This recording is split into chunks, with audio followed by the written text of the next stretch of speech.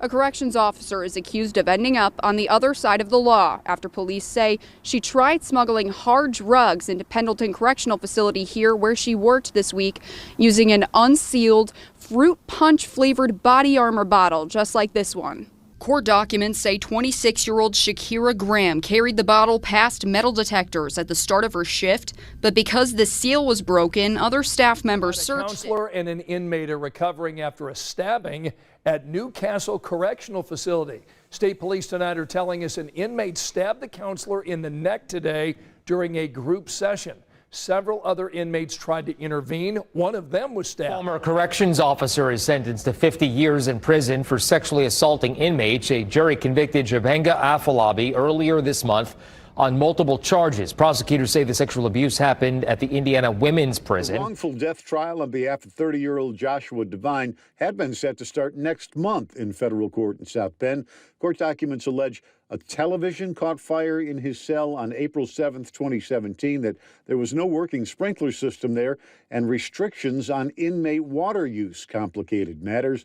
The suit states prison staff had multiple opportunities to release Devine, but that his cell door wasn't opened until nearly an hour after the fire broke out. Dennis Cousins, hired just 5 months ago as a state corrections officer, could now go to prison himself. He's accused of attempting to sell drugs at the Westville Correctional Facility. A prison caseworker is in serious trouble for allegedly having a sexual relationship with an inmate. According to our news gathering partner at the Kokomo Tribune, it happened at the Miami Correctional Facility back in September. Indiana's prison system is under pressure and breaking. Overcrowding, chronic understaffing, and violent gangs have turned several facilities into war zones. Reports of stabbings, beatings, and deletions are frequent, with inmates often left to fend for themselves while exhausted guards struggle to maintain control. A 2018 Human Rights Watch report warned of rising violence inside Indiana's supermax units, a warning that's come true. From white supremacist groups like the Aryan Circle to Black and Latino gangs, organized factions dominate cell blocks, sparking brutal clashes. Meanwhile, some officers have been accused of using excessive force, and rare prison escapes have triggered statewide alerts. Below, we take a close look at Indiana's most dangerous prisons and the harsh, often hidden realities behind their gates. Terry, what the staff failed to do was to provide a timely response to the victim of the stabbing that occurred at the state prison in Michigan City in October of 2021. The victim actually was from South Bend, 25 years old at the time, Juwan Jones. He was stabbed in his cell by a fellow inmate after an argument.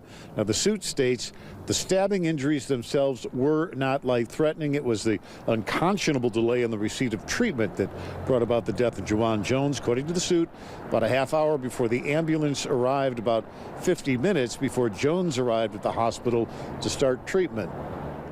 The wrongful death trial on behalf of 30-year-old Joshua Devine had been set to start next month in federal court in South Bend. Court documents allege a television caught fire in his cell on April 7th, 2017, that there was no working sprinkler system there, and restrictions on inmate water use complicated matters.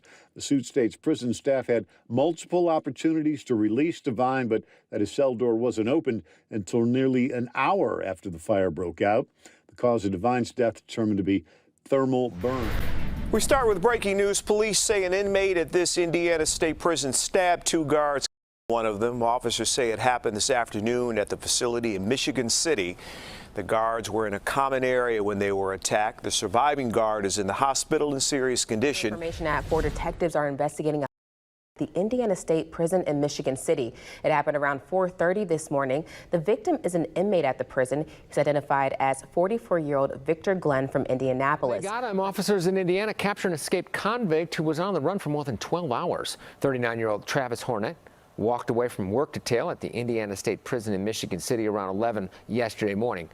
Now, Hornet is a convicted burglar. Indiana Department of Corrections officers, along with state police, tracked him to a vacant home he had broken into in Beverly Shores.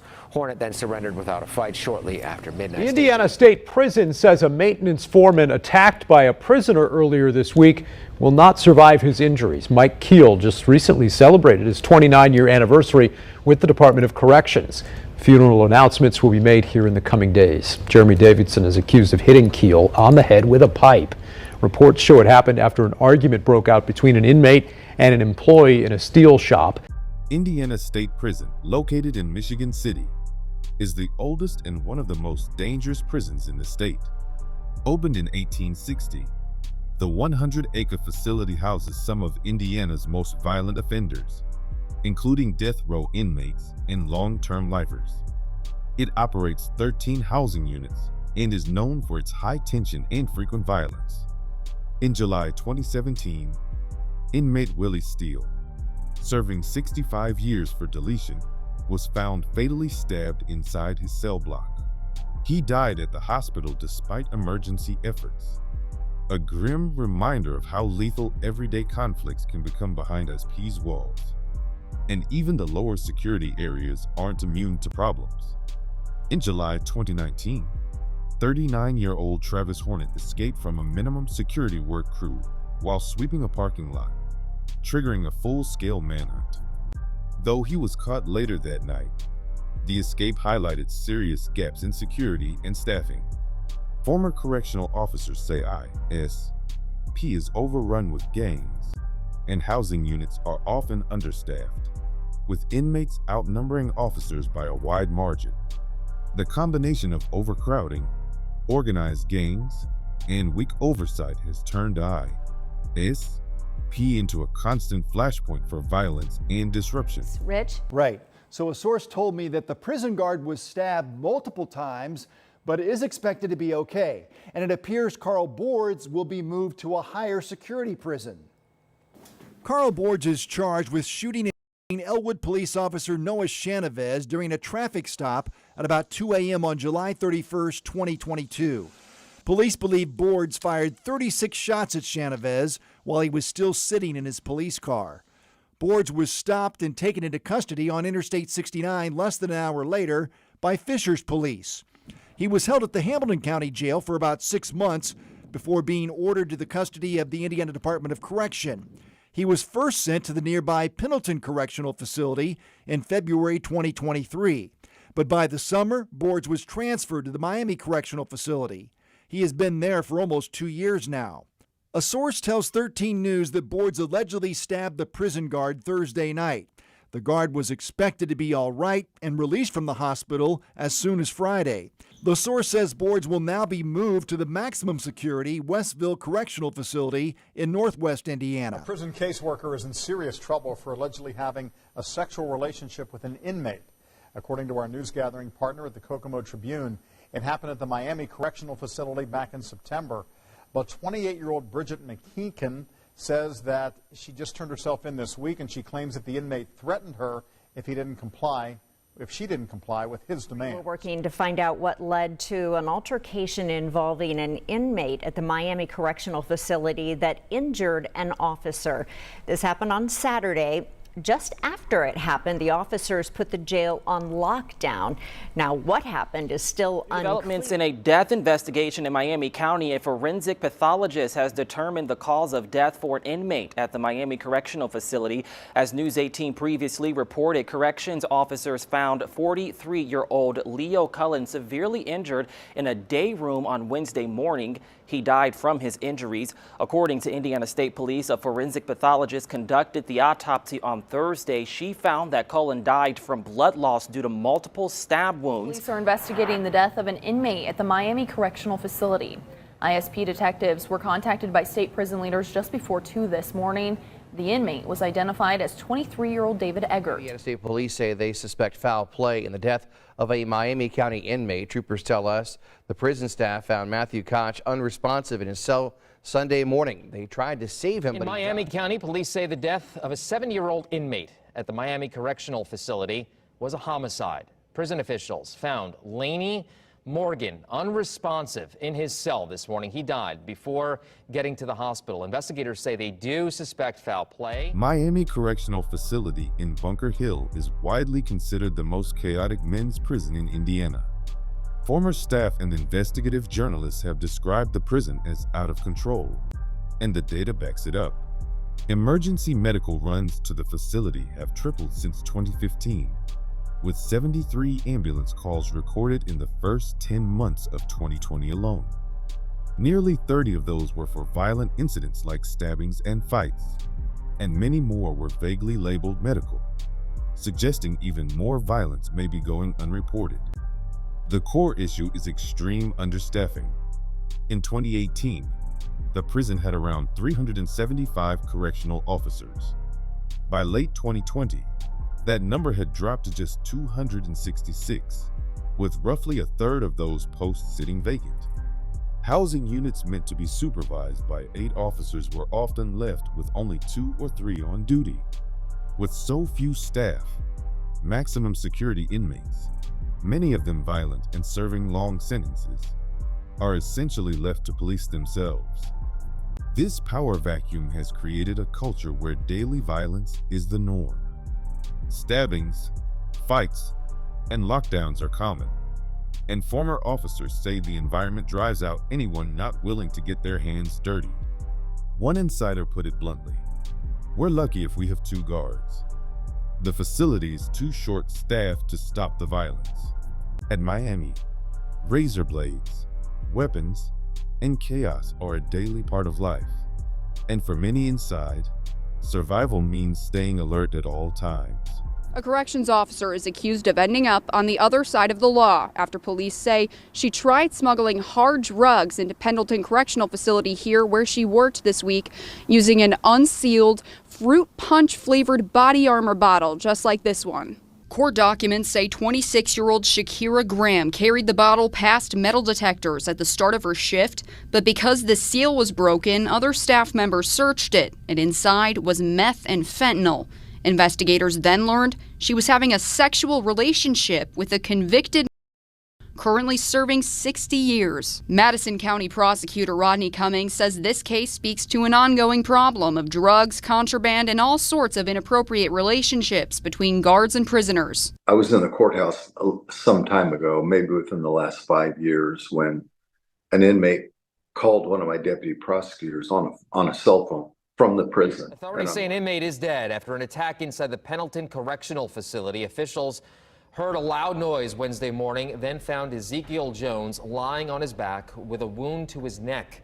He was taken to the hospital but later died. Authorities say a suspect in the attack and a witness are now being questioned. Sunrise police charge one of their own with bribery after finding 100 cell phones in his car. This investigation actually started yesterday morning when police found those cell phones in a correction officer's car. He'd actually dropped it off at the prison in Pendleton to get the brakes fixed. And detectives caught up with Officer Taylor Hardesty at a friend's. State police are investigating an attack on a corrections officer at the Pendleton prison right now. Police say an inmate attacked the officer yesterday, just after noon, inside that correctional facility there. And an update to breaking news from yesterday morning. A corrections officer with the Pendleton Correctional Facility now in jail, accused of attacking an inmate earlier this month.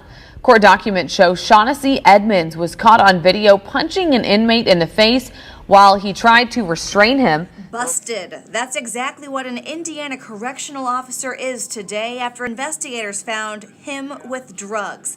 And those drugs weren't intended for himself. They were intended for an inmate at the state prison. Police believe correctional officer Mark Wooten intended to sell $20,000 worth of drugs to an inmate at the Pendleton Correctional Facility. The Pendleton Correctional Facility now faces more than 60 inmates who say exposure to bacteria led to several illnesses. Back in 2021, one inmate died from Legionnaire's disease at the prison, and the Department of Corrections pledged to take action to limit exposure to contaminated water.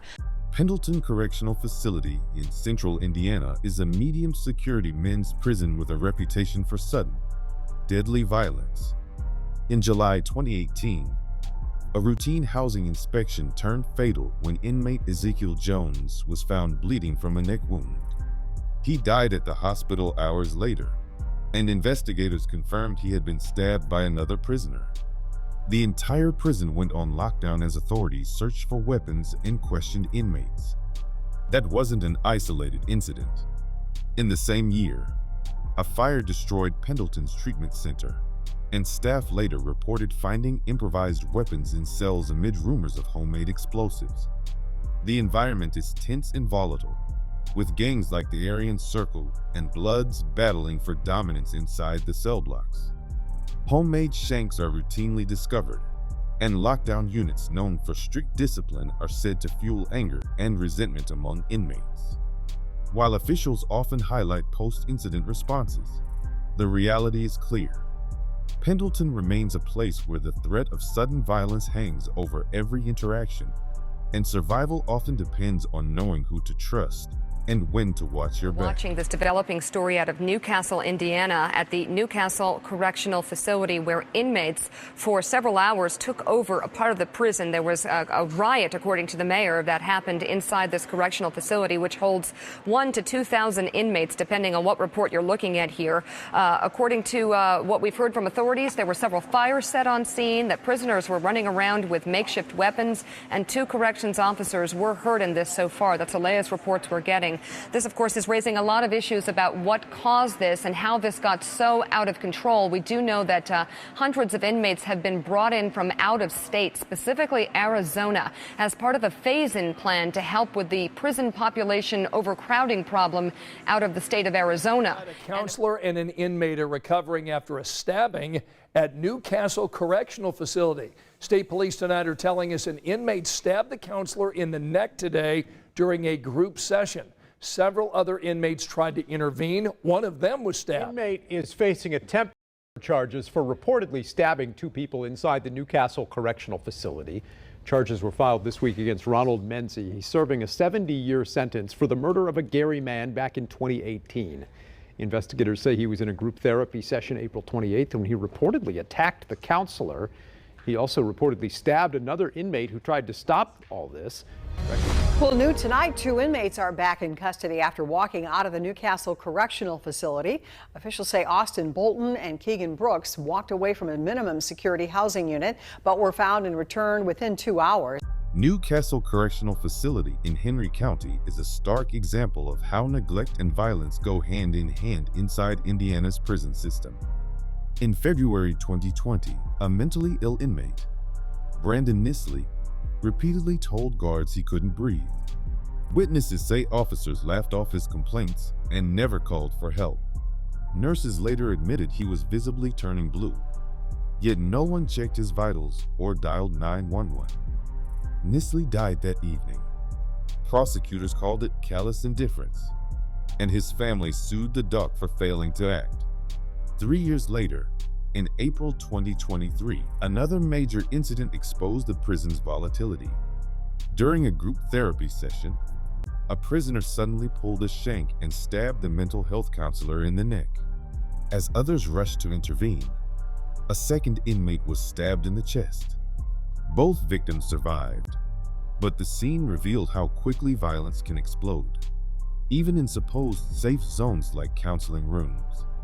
Former staff described Newcastle as overcrowded and severely understaffed, with black market drugs driving many of the conflicts. Inmates report being left on lockdown for weeks at a time with little supervision. Between poor medical response and unchecked aggression, Newcastle has gained a reputation as one of Indiana's most neglected and dangerous facilities. The Department of Corrections has moved the Delphi suspect to a new prison. The state filed this notice with the court saying it moved Richard Allen to the Wabash Valley facility this week. That's just south of Terre Haute. He spent the last year in the Westville prison. Allen's previous attorneys raised concerns about his treatment there and asked that he be moved. But the judge refused that request. The DOC has not explained the reasons yet for this move. Allen is accused of Abby Williams and Libby German in Delphi nearly 7 years Dennis ago. Cousins, hired just 5 months ago as a state corrections officer, could now go to prison himself. He's accused of attempting to sell drugs at the Westville Correctional Facility. Police arrested Cousins when he reported for work Friday. Authorities say they recovered Suboxone, a narcotic. Right now, correction officers are searching for a missing inmate at the Westville Correctional Facility. That's near Michigan City. They don't believe he's escaped, but he has been reported missing. This here is the man 31-year-old Dustin Lasser. Indiana state troopers investigate an inmate's death. It happened at Westville Prison. Police say 35-year-old John Taylor died from blunt force trauma. Westville Correctional Facility in northwest Indiana is one of the state's largest prisons, housing adult men in a sprawling, often volatile complex.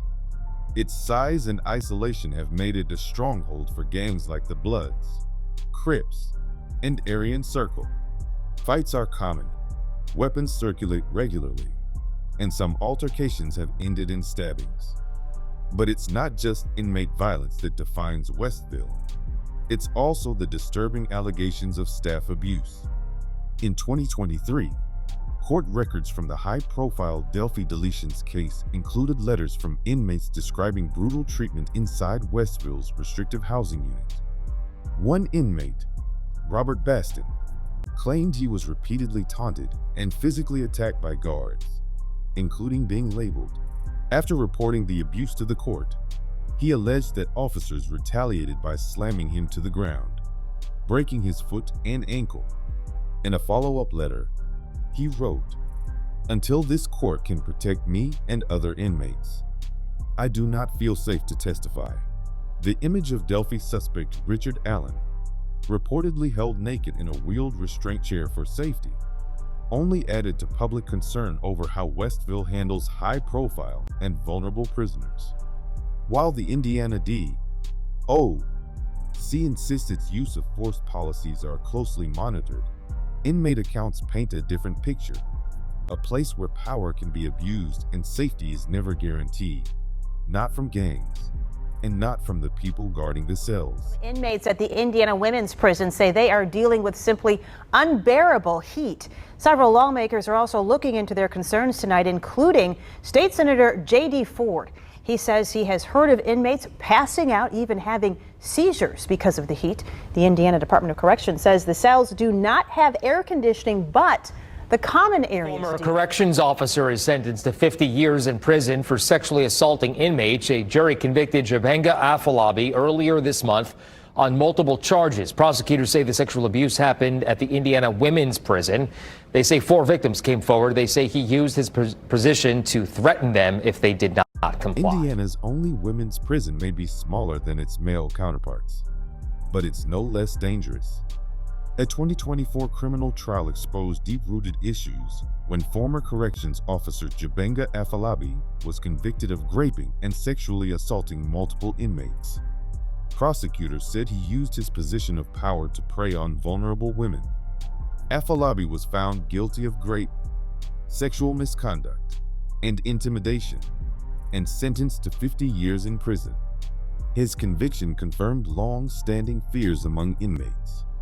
A 2021 podcast investigation revealed widespread neglect and abuse inside the facility, including denied medical care and sexual assaults, often with devastating consequences like trauma, suicide, and untreated health crises. Despite being a women's facility, the Indiana Women's Prison also struggles with contraband and gang-related tensions, as rival inmates fight for control. Overcrowding only worsens the situation. The prison routinely houses more inmates than its roughly 521 bed capacity allows, putting strain on both staff and resources. Like the state's men's prisons, a culture of fear defines daily life here. And for many incarcerated women, the greatest threats come not just from each other, but from those in charge of their safety. Indiana's most dangerous prisons paint a bleak picture: overcrowded, understaffed, and often out of control. Violence is common, from stabbings to assaults, driven by gang rivalries, poor conditions, and desperation. Officers are stretched too thin to maintain safety, and in some cases, they become part of the problem. Escapes, fires, and lawsuits, including a $4 million settlement after an inmate burned to death at ISP, point to deep, systemic failure.